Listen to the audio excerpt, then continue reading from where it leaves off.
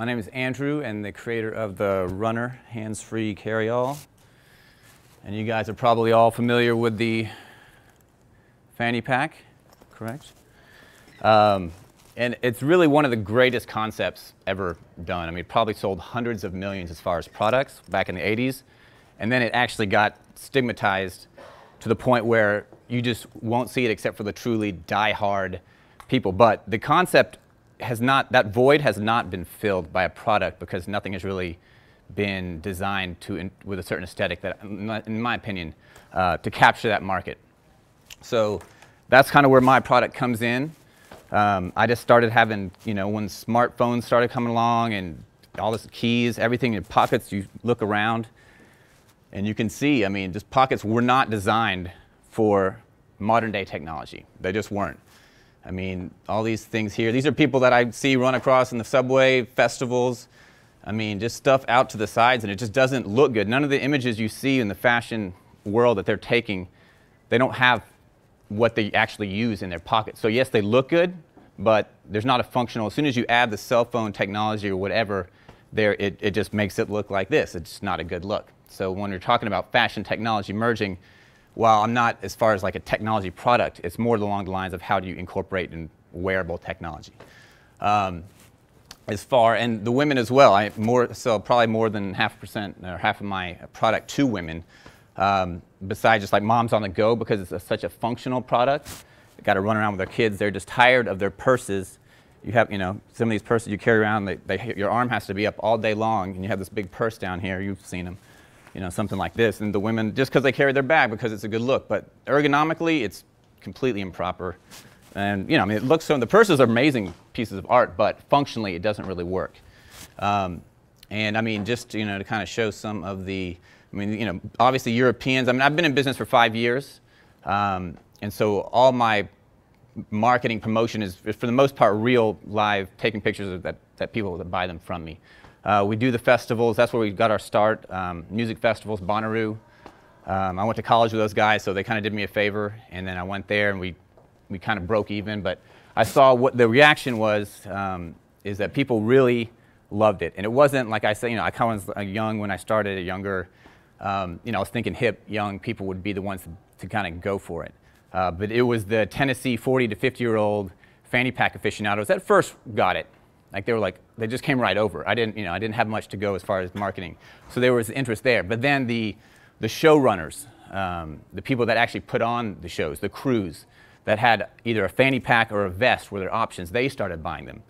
You talk about Southwest. I sold 600 pieces, branded pieces to South by Southwest, and they gave it away for to all their crew chiefs and stage managers in 2011. As their VIP gift or other gifts. And they still, after 2 years now, they still wear them. So it wasn't just like something they used once and threw it away. They've actually, I got like my little testimonials say they love their Runnurs, they would be lost without them. Literally, you can just take it off. You have all your stuff. They actually put their walkie-talkies here. Carries their bottled water. There's an extra pouch with a reflector, so they're on the run. There's sunglasses here. On the front, there's pocket for a phone, a wallet. A lot of them have to carry 2 phones, their personal phone, their business phone.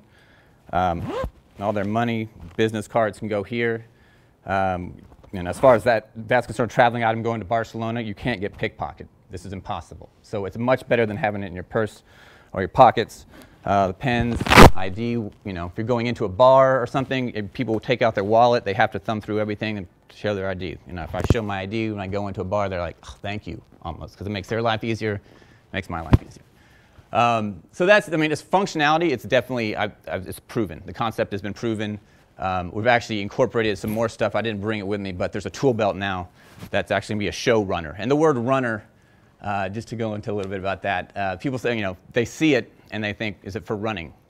Obviously the first question. But the word run is actually, means to move, to flow, to travel between 2 places. So it actually encompasses exactly what the product is designed to do and made for. The history, again, is it fashionable, I guess you would say, would be a question.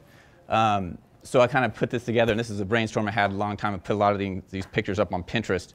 But we have a store down in the Westfield Mall. I've done the conventions and the trade shows, outdoor retailer, travel goods show. And the only reason I was in business is because I would sell out when I was there to all the people that were there and shopping. But when it got to the retail level, it was harder because, again, like you guys have experienced, putting it on a wall, these are sizes too. So it wasn't, there wasn't space. They didn't know how to size people. There was no customer experience.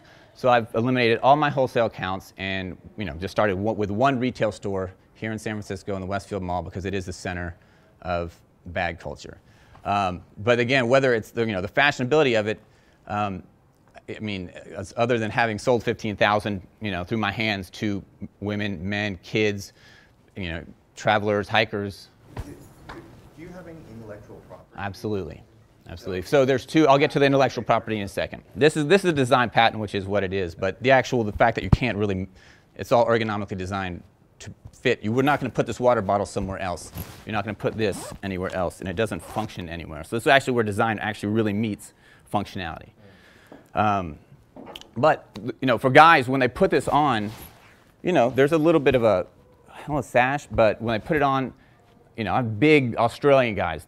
Some people just really get it instantly. They're like, oh, this feels like a man's thing, right? That's how they feel when they put it on. And it's because it has this, trajectory, subconscious lineage of being a bandolier. That's what men used to carry ammunition with. So it is a very manly thing.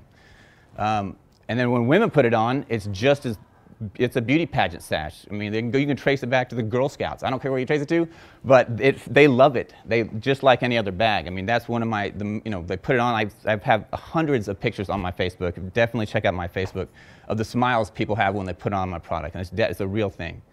And so I just kind of did a little history. You have, all the most, in Miss Universe, all the most beautiful women in the world. The one thing they have in common is that they're wearing a sash, right? It's right in front of you. And then the bandolier, the revolutionaries. This is, King Haile Selassie. I actually, my sales here in San Francisco, as far as like urban and street culture, is probably my biggest market right now. How is that related to Haile Selassie? Well, just Rastafarianism and just as far as being, right. But that's definitely, that culture has definitely picked it up, I would say. Is a felt thing. Again, it's not this image thing. It's like when they feel it and they put it on. I don't know, but it's just the way it is. New Orleans, and I went to college in New Orleans. That's kind of where a lot of my history, the guys where I met Runnur, those guys, we all went to college at Tulane.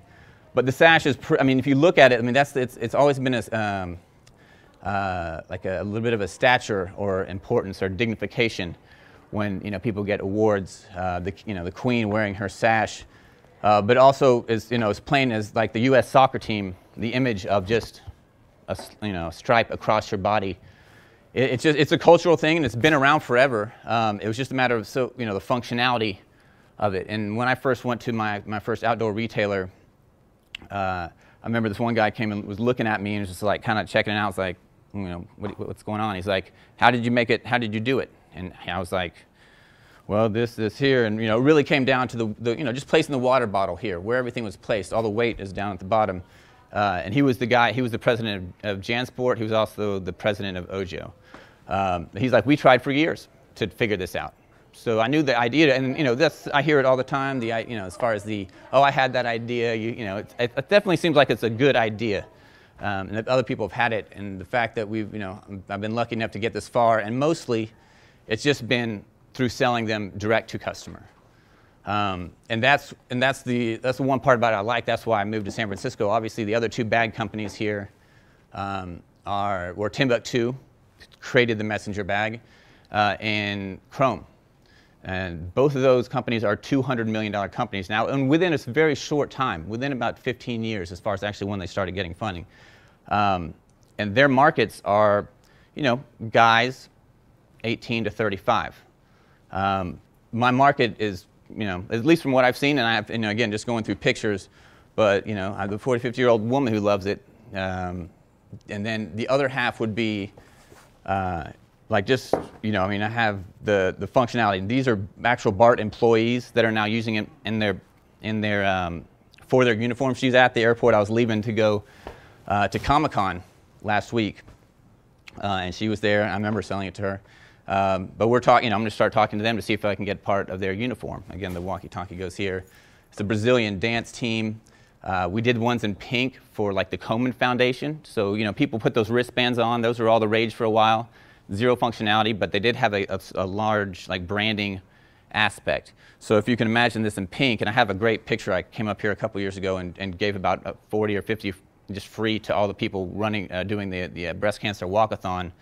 So they all had them on it. It definitely is a statement of awareness. Where are you doing the manufacturing? Right now, this in China. I've been in Austin. I've been based in Austin for the last 5 years. But just realized, you know, my markets, my best shows were Macworld. I do Macworld, done it for the last 2 years.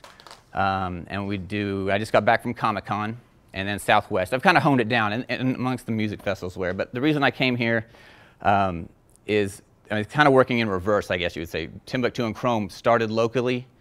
And even though they maintain this very local San Francisco identity, 90% of their bags are made in China now. So, I mean, obviously they've scaled to that level. So I'm doing it in China. I'm actually working in reverse, and I've just started getting contacts. Went to the SF Made, and another gentleman with Zazzle contacted me because they wanted me to make custom runners with nicer material. This is okay. This is just product one. I'm actually talked to Janet, and then she gave me Mark, is it Dwight's name? And I'm supposed to manufacturing here? Mm-hmm. Okay.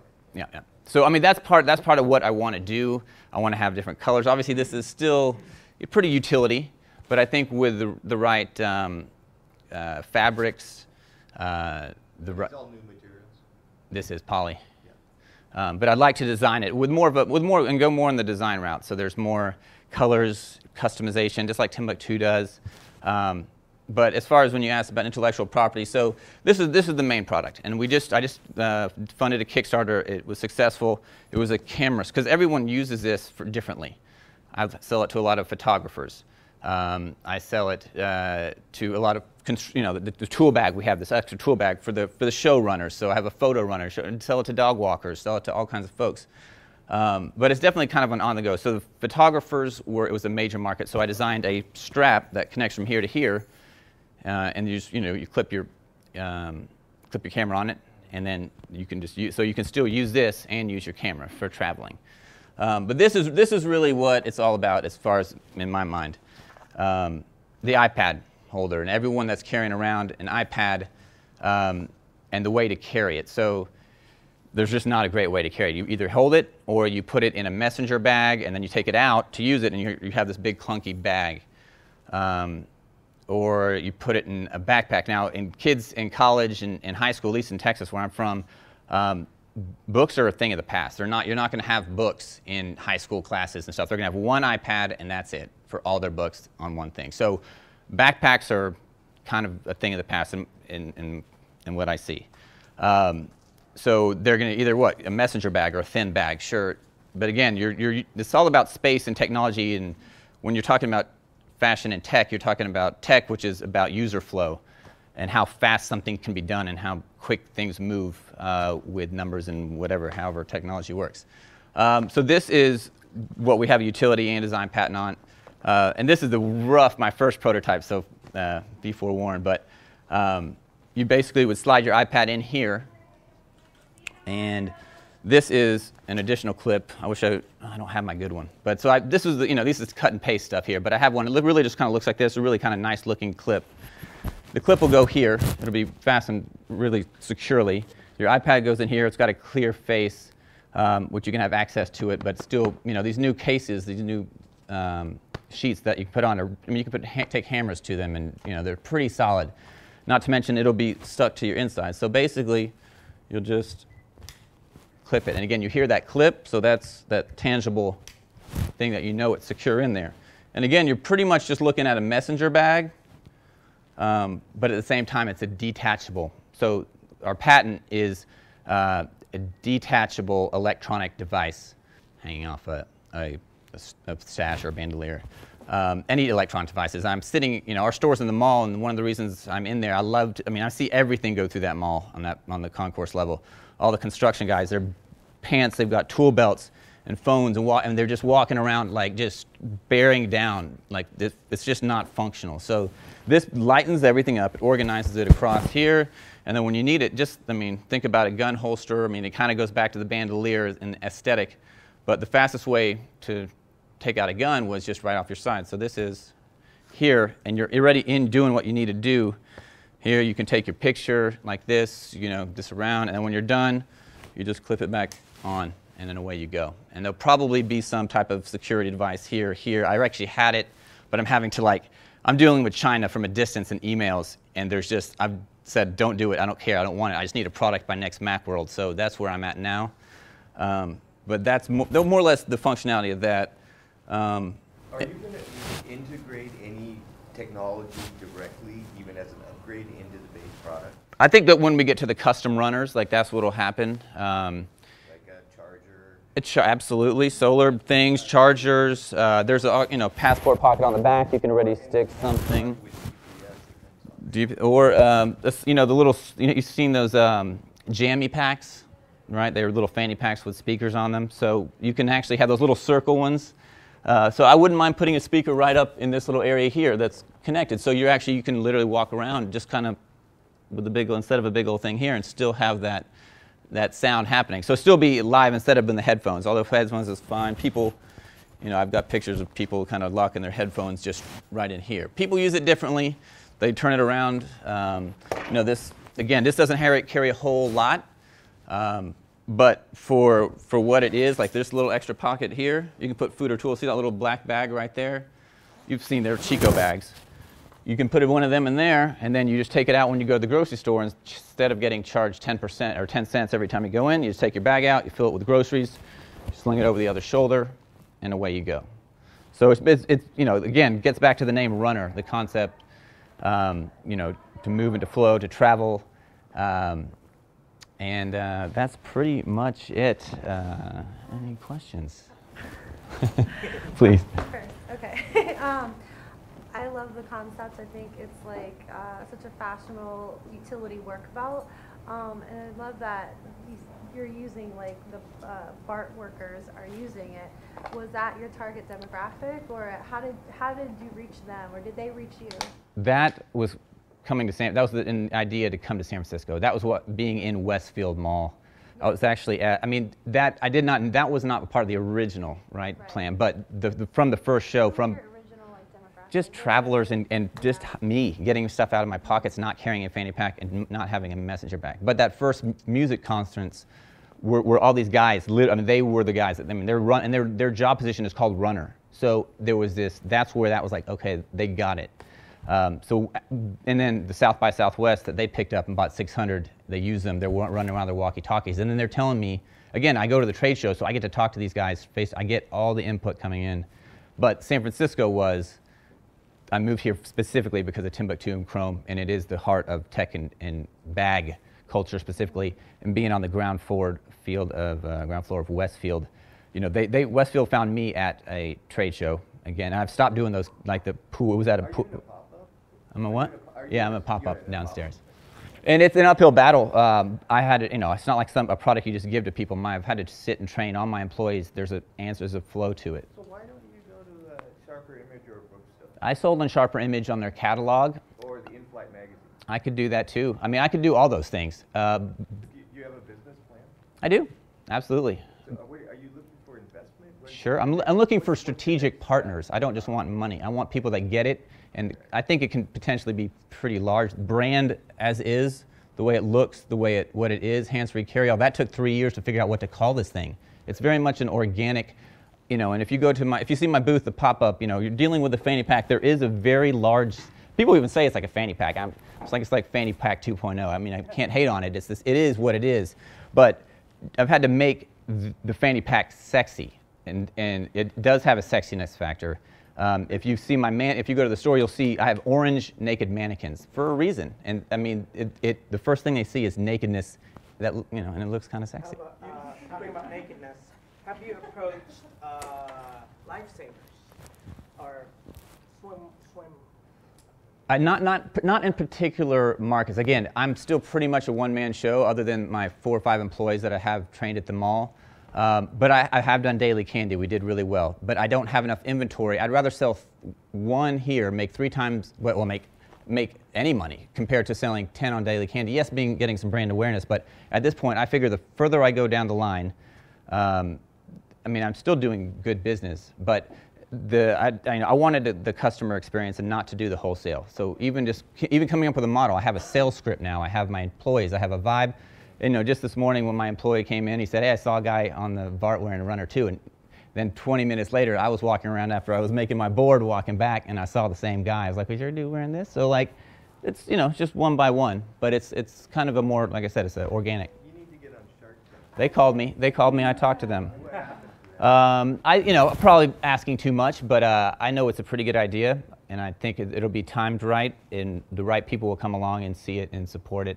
I don't want to just do it before it's necessary. It's going to take, I think when it goes, because when I do a show like Comic-Con or Macworld, I blow out like faster than most of the other businesses around me. They're $1 million businesses, but product sales per unit, I mean, I do 300 or 400 in a weekend and walk away, happy, but What's the retail? 45, which is a decent price for the China. When we do the custom ones, I think I'm going to go up in price. All eco, all clean, all organic, all that stuff. So several things. I'm glad you got rid of the backpack. I mean the fanny pack. Yes, thank you. It's utilitarian. I see that, and I think if you get the right demographic, they're going to live by that. I've been on world tour backstage, and we actually have people that we hire called runners. Mm-hmm. And every big production company has runners. Mm-hmm. So that's a good name. And you should consider hitting up big touring companies like Live Nation. Right. Because when I'm on tour, I get thrown luggage, jackets, suitcases with the touring company's name on it, right, or our trucking companies, or whoever is sponsoring us, right? Right. And they put their name on it, right, the runner's name. Yep. So we just did Depeche Mode. Depeche Mode just picked us up for their band merchandise as well, and the guys, that all came from South by Southwest. And my next show is back in Austin at the International Film Festival Conference and International Music Conference. So all the people that throw those shows are going to be there, and we'll be able to directly sell. Because those runners are out there running errands for us, getting everything we need. Exactly. For the week, and they have to be hands-free. Yeah. So it's smart in a way. Thank you. Before you leave, I have a name for you. In San Francisco, a woman that does brand alliance. Okay. She has a lot of clients. Okay. And, who knows? It could be a good connection. People order hundreds of those with their brand on it. Yeah, these are all things. It's like I did a promotional. I've done I went to all the. I've done the promotional products world. I've done the outdoor world. I've done the travel world. I know if it was in a festival like Sharper Image bought them, they blew through 3,000 in like a matter of a parents' weekend or Father's Day, but they give you so little. They just cut you every little which way, and it's great for marketing. But at the same time, I have to keep up with manufacturing and my inventory. So that was a trade-off. The promotional products, I would go there, I would sell out of stock to the promotional product buyers, and then they just couldn't communicate the concept to their end user.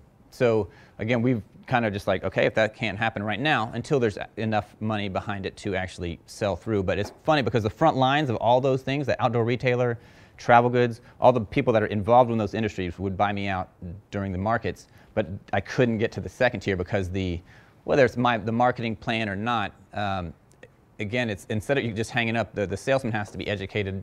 We like to put them on people. Like none of my sales happen until I can take it off. Again, I wear a size 3. We even number the sizes to get away from small, medium, large.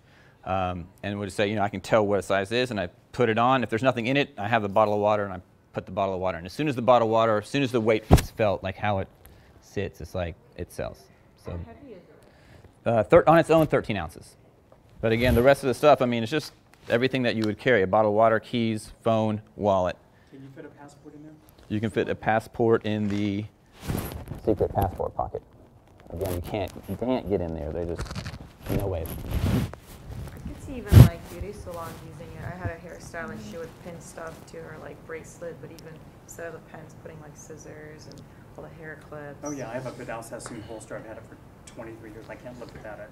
massage therapists, beauty, a lot of anything of that the work runner related, people that have to carry stuff. I mean, that's definitely and becoming more of a part of my solid business, larger. But again, just as far as street fashion, I mean, when you have, just the pockets are not going to continue. I'm just like, this is just not a good look. And it's, I mean, the more stuff we have to carry in our pockets, Google Glass, you're not going to carry that in your pocket. You're going to need a place to put that, all that kind of stuff. So there is also a fashion aesthetic besides the utility, but that's kind of what I'm hoping for in San Francisco to get. It's got to look the part. What's your challenges? What's your problem? Money. But more than money, it's more strategic partners. I think it's a pretty big operation. What would you do with X amount of money? I would definitely go with some marketing and advertising, and then also inventory. Those two things. Really just, most of my pictures are from things, but I could do bigger, I could have a van going to all the festivals. I could have just other things operating. I do everything. Like I've been, here this month, and I just left at Comic-Con, but that makes my month go by. What I'm seeing, and I'm not an expert anyway, but is that you have like so many angles to go that you might get diluted, and it could be frustrating, and that maybe it's better to commit to one demographic. I mean, Well, that's what I've kind of done. That's why I just. Thing is a really good one, I think. That's what I can't, being here, I can do utility through one, like you said, you didn't want to, your problem with whether to be online or being in a wholesale. I actually have a brick and mortar store. And that's what I want to do, is have more brick and mortar in airports where people can come and try them on. The thing is that a marketing agency or company is going to want to know, you're going to want to direct those dollars like as efficiently as possible. So you sound like you know what you want. Sure. But you want to hone it in to the optimal demographic. Travelers and hikers. I mean, I think like the Sky Mall thing is a no-brainer. I know Sharper Image as well. Partner with Lonely Planet, Right. Runners, or something like that, and then the utilitarian thing, Home Depot, stuff like that. They wear those aprons. I know they'd be glad to. But don't if you had to focus on one, what I'm saying. If I had to focus on one, it probably would be, because the numbers would be bigger, the festival circuit. That's a totally different branding component, though. If you're Sure. going to go online, you're going to brand yourself. Festival is cool, funky, progressive. Utilitarian is utilitarian. It's urban. Right. You got to be careful with your imagery and your branding.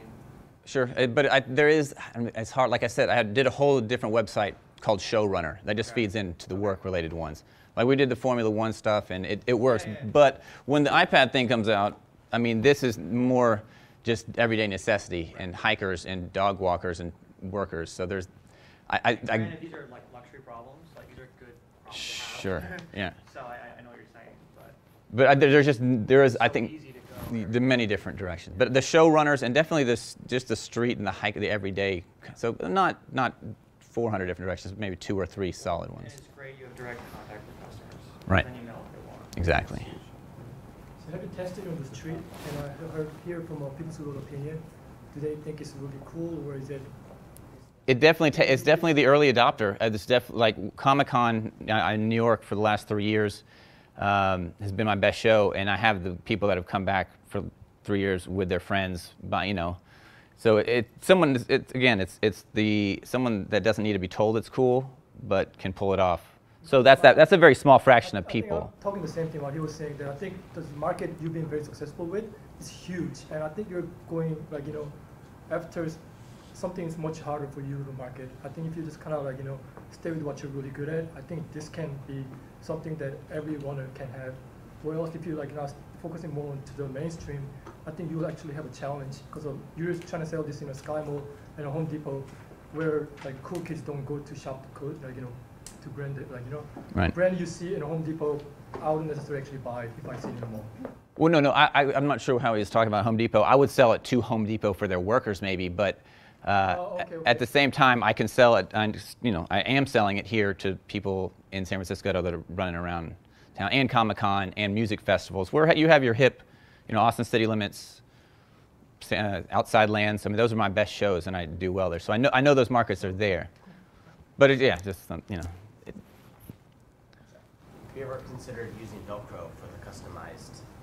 Oh, to place the patches? Yeah, for people that are like, I'm a bar operator, I need this, that, and the other, I've got these patches. It might be a good idea to have like Velcro so that they can get the patches that they need and just kind of. Right. The only problem with that is, our design patent is on this particular one. I don't have an issue with moving the patches. I just think that won't look as cool. That when you start putting things that aren't cohesive, sewn on, and streamlined. I mean, for a utility one, it might be the way to go. But for as far as like the aesthetic of the actual product, I would say probably not.